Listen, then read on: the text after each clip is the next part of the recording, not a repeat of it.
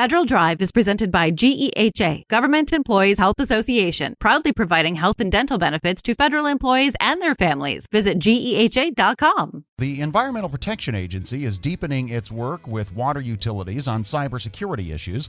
The EPA has recently launched a program to scan for internet-exposed devices at water and wastewater facilities. That work comes amid rising concerns about nation-state hackers targeting water systems and other critical infrastructure.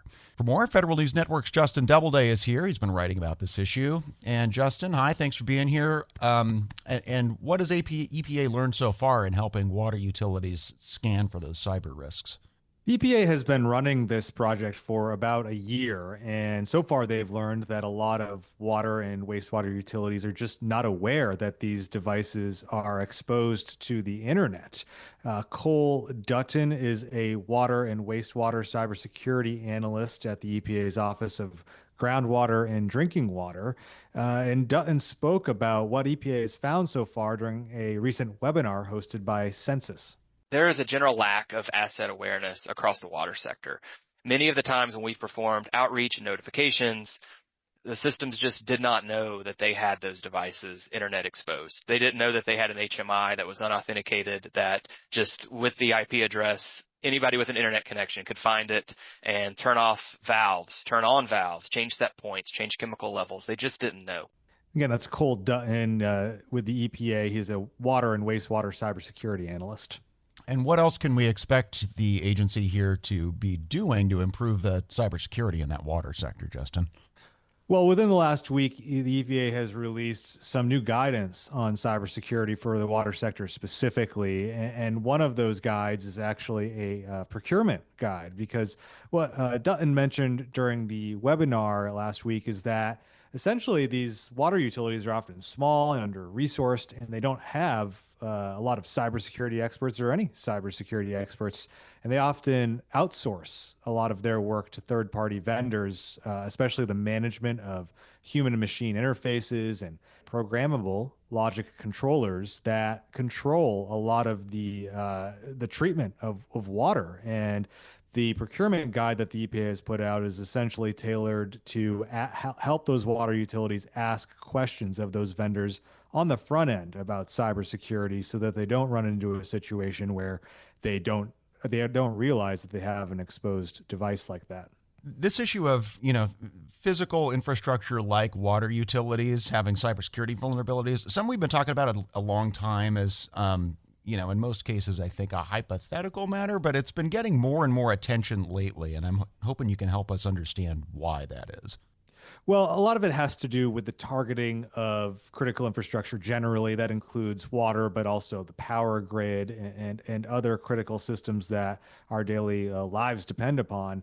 And, U.S. agencies like the Cybersecurity and Infrastructure Security Agency have come out in recent years and said that Chinese connected hacking groups have been targeting this infrastructure, not just to spy on people or steal data, but to actually lie in wait and potentially disrupt them. And so there's a concern there, especially with water systems, that there is just not this awareness that they could be a target of a nation-state hacking group. There are 52,000 drinking water utilities across the country, 16,000 wastewater systems. Cyber analysts have warned that the sector as a whole contains significant cybersecurity deficiencies because of some of what we talked about. They're under-resourced. This just hasn't been on their radar generally. And so this has become a big push. It became a big push under the Biden administration to shore up water sector cybersecurity. And so far, the EPA under the Trump administration has, as we've talked about, continued some of that work. And up until now, what role has EPA played in this cyberspace? Not something we hear about a ton as far as regulated entities. Yeah, that's something the EPA, at least folks like Cole Dutton, are looking to change, because the EPA just has not had a huge role in this space, but they are the sector risk management agency as designated by DHS and the White House for the water sector. And so they are supposed to manage this issue, but it's purely on a voluntary basis. There are no requirements for water utilities to engage with the EPA or to submit any sort of scans or anything like that when it comes to cybersecurity. There was an effort to establish minimum cybersecurity requirements under the Biden administration for the water sector, but the EPA withdrew a proposed rule after several states and water associations filed lawsuits in opposition. So right now, it remains a purely voluntary relationship that relies on the EPA being really proactive in working with the sector. And we have not heard a lot of noises from the administration in the environmental regulation space about increasing the level of activity and regulation. I'm going to assume that's probably true in the cyber area too when it comes to EPA, or is that wrong? I mean, what can we expect to see in the months and years ahead in this area? Yeah, that's right. At least for now, it does not appear that the EPA would try to certainly revive that Biden era rule here under the Trump administration. We'll have to see how the administration's overall cybersecurity strategy takes shape. While they have a lot of opposition to regulation generally, they are not necessarily opposed to cybersecurity regulations specifically.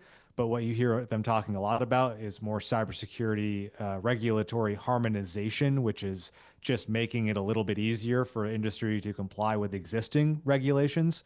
So it's hard to see what them necessarily coming out with a new EPA cybersecurity water rule, but you can never say never in the cybersecurity space because it just moves so quickly. And as new threats and incidents pop up, the ground changes pretty quickly underneath folks. For now, though, the EPA is trying to continue some of these voluntary efforts. They're continuing this effort to scan for internet-exposed devices and then flag that for water utilities so they can address the issue.